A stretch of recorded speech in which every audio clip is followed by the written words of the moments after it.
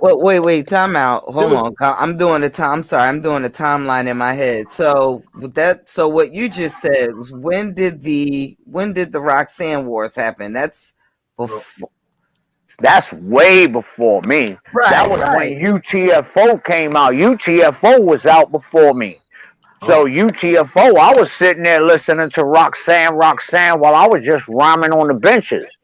And then Shantae made the response to that. Right. That They was that picked was her that up was and her that was her early discovery. So wait, so would people consider no, they're like the Roxanne Wars. That's not considered like a battle, right? Because UTFO technically wasn't going against anyone. Nah, Well, that was outside of Shantae.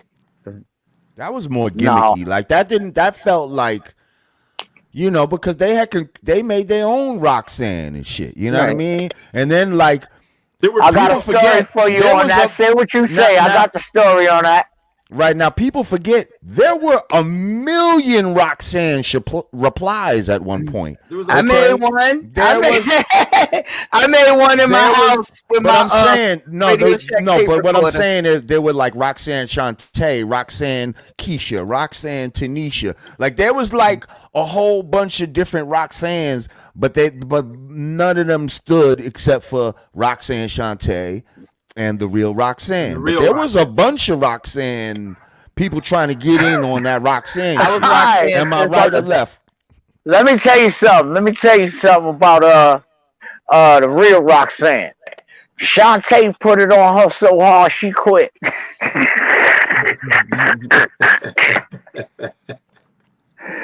She What quit. happened? Yo, at the shows. What, you crazy? Shantae put it on her so hard that she quit. She you know what I'm saying? She quit. She was Because there for a minute. was originally from the hood and all that. Like you could tell that homegirl, But look, everywhere that we went, and she was the original doll. She was the original doll. She was just eye candy. She was just like. No, I know. I'm saying like you know how now they got the Asian doll, Cuban doll, China doll. I'm saying like she was the original. They had the Roxanne doll. She had the Roxanne doll. Yep. Yeah. A creation by Full Force. Facts. That's what creation. And that's what she felt like. It felt like a creation. But you know what? He said it too. We had Kango on the show, and he talked about how they had planned to put out the real Roxanne as like their response, but it threw them for a loop. And Shantae fucked it up. Well, yeah, Shantae was like, wait. When Shantae came, it was like, wait, whoa, y'all fucking up the game plan. They couldn't fuck with the Juice Crew, so what the fuck? We ain't care. Word. See, that's what I get from y'all. Like loud punchline every fucking chance you get, and fuck you, I'm taking your head off. Juice Crew for life, baby. There you go. But look, everywhere we went in every city, they had somebody to battle Roxanne. Shantae is the most battled to this day. Battle tested. Yes, in the business. Everywhere we went, every show they had Roxanne's grandmama, Roxanne's this, Roxanne's knee, Roxanne was battling Shantae when we touched down in town. Yo, those was the days. And see, they won't experience the things that we experienced, y'all. They will never experience that. It was like the rules that they done twisted and whatnot that we molded, that we had fun doing it. It's no longer fun to them. It's all a job. Remember when it was fun to you, Rob? Remember, Lord? It was fun like a motherfucker. It's no longer fun to them. They don't have the fun. It's still fun. Oh, yes, it is. I love making motherfuckers uneasy in the studio. Me also. That's why I've been calling your man out for the longest time. Like, yo, for the past 2 months, like, yo, I ain't going on that show stage to stage. You'll kill most niggas when it comes to that stage shit. But as far as lyrically, nigga, I'm a beastier beast than you could ever be. That's all I'm saying. I give it to you on the show shit, Chris. Oh, y'all didn't think I was going to say the nigga name? I was I wondering. I'm give it, like, who Yo, was look, I that? give it to you on the show shit, Chris. But like I said, since they made this new genre, since they keep changing our fucking rule, now it's okay to play my record against your record. So, like I said, nigga, my last digital album against your last digital album, nigga. I'll pick 4 songs of yours that I hate and think is whack, and you pick 4 of mine, motherfucker, and we'll end that shit right there. We'll see who's lyrically superior in the end of the day. All right, Yo, that's all I've been yo, asking for the wait. past He fucking y'all said, 4 months, had my nigga. pressure up he with said, that I'll damn pick beat. 4 songs that I think is whack that I hate. Nigga, that's all I'm That's saying, my hilarious. nigga. That's I ain't hilarious. look. I ain't trying to go deep on it, nigga. We ain't gotta make new records. Cause see what I say about diss records, right? Diss records don't show a man's total skill. Diss records make you laugh by the little punchlines and shit like that. You'll be laughing and it'll sound nice for the moment. But when you break down the actual skills to where a motherfucker be talking about highly acclaimed that Shan the epitome, your rhymes can't dance so you can't get rid of me. Line after line, I got cause and effect, but I first set the mic with a 1-2 check. Now I made that back when we was having these what you call it battles. Remember that? That was another Chris diss, by the way. Yeah, I was mad at That Chris you for a niggas real long look, time that you too. niggas don't like to count as a Chris diss. Juice Cool Law. When the part that says, yeah, the albums and tapes in your compact disc, and your boys turn around and say, "Yo, he dissed you, Chris." I would think that was a straight. Damn. And y'all know I'ma talk my shit. You know what I'm saying? This ain't no, I'm just trying to get that shit straight before the end of the motherfucking lights is out, nigga. That I was just Like, a just lyrically superior nigga, and you be just clear. capitalize on the opportunity.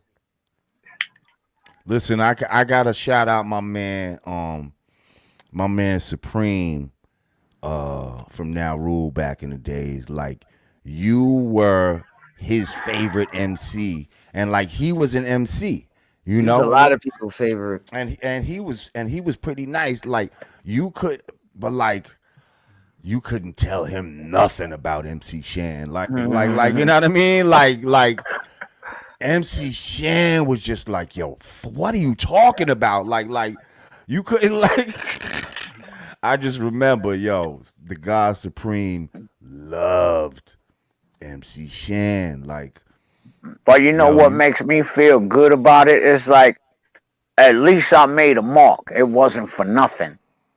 If I I Oh know. inspired no. somebody and all of that, you know what I'm saying? It's like, come on, because I know where my life was before all of this shit started for me in this hip hop game. I could be 6 feet under. I could be doing 100,000 years in jail. You know what I'm saying?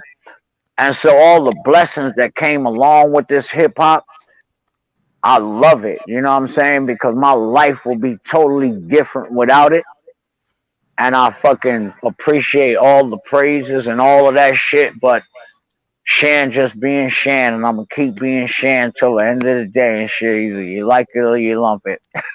You know what, Shan? I'm a firm believer that everybody serves a purpose. Like, everybody isn't meant to be like the super duper star or like the 100 million albums sold, top of the Billboard charts. Like, some people, some artists, it is by design that they are here strictly to innovate. And I think the artists that like embrace that and and don't feel a way about it, because I know sometimes, like, if you've been putting your heart and soul into something for so long, like, sometimes you can't help but like look around and just be like, damn, man, I came up with that first, but that person might have had a better label, or the timing and the energy or whatever, the luck of the draw just might have worked out for somebody else. But I always feel like there are artists that are just,